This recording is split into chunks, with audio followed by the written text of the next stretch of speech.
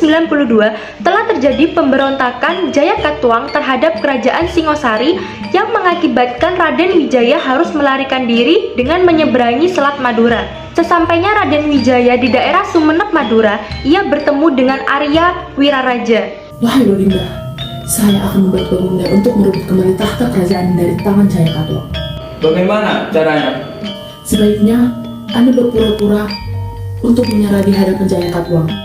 Setelah ia mempercayai Anda akan mudah untuk meminta apa saja terhadap Jayakatwang.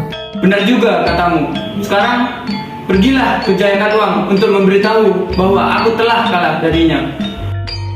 Akhirnya Arya Wiraraja menyampaikan berita kepada Jayakatwang bahwa Raden Wijaya telah mengaku kalah. Tanggapan dari Jayakatwang ialah menerima kehadiran Raden Wijaya pada kala itu. Siasat selanjutnya, Raden Wijaya meminta Jayakatwang untuk membukakan hutan tarik yang berada di kawasan timur Kendari dengan tujuan menjadikan tempat tersebut sebagai tempat pemburuan. Jayakatwang yang gemar berburu tidak menaruh kecurigaan terhadap Raden Wijaya dan segera membukakan hutan tarik tersebut untuknya.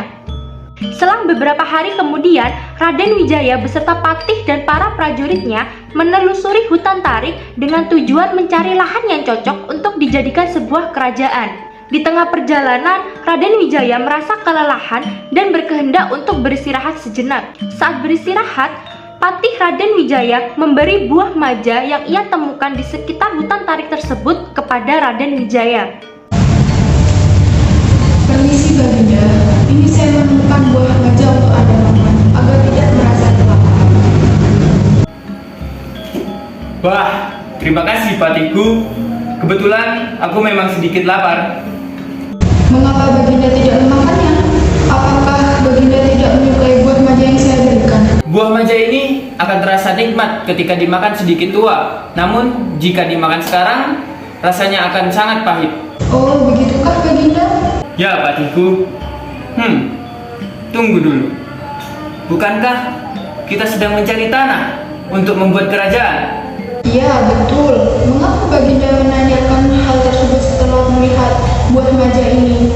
Tiba-tiba saja terlintas di pikiranku untuk menamai kerajaan kita yang akan kita buat dengan nama Majapahit. Mengapa Baginda memberi nama kerajaan dengan nama Majapahit?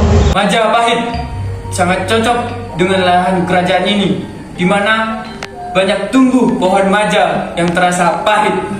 Pada akhirnya, tahun 1293 berdirilah kerajaan Majapahit yang berpusat di sebelah selatan Sungai Berantas, tepatnya di daerah Trowulan Mojokerto, dengan pendiri dan sekaligus raja pertamanya yaitu Raden Wijaya.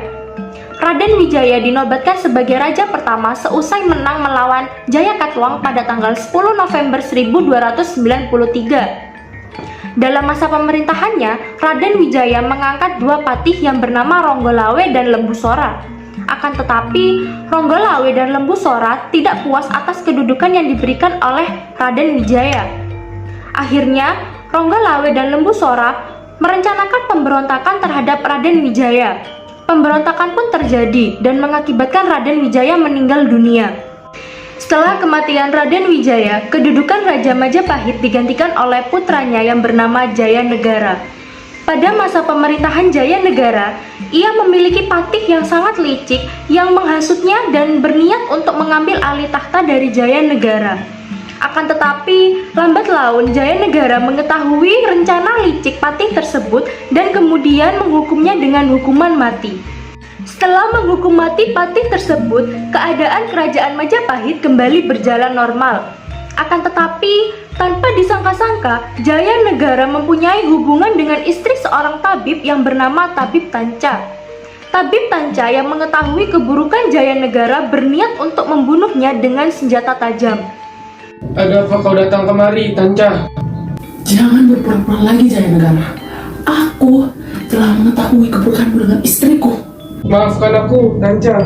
Aku tidak akan memaafkanmu, Jayanegara. Bersiaplah untuk mati.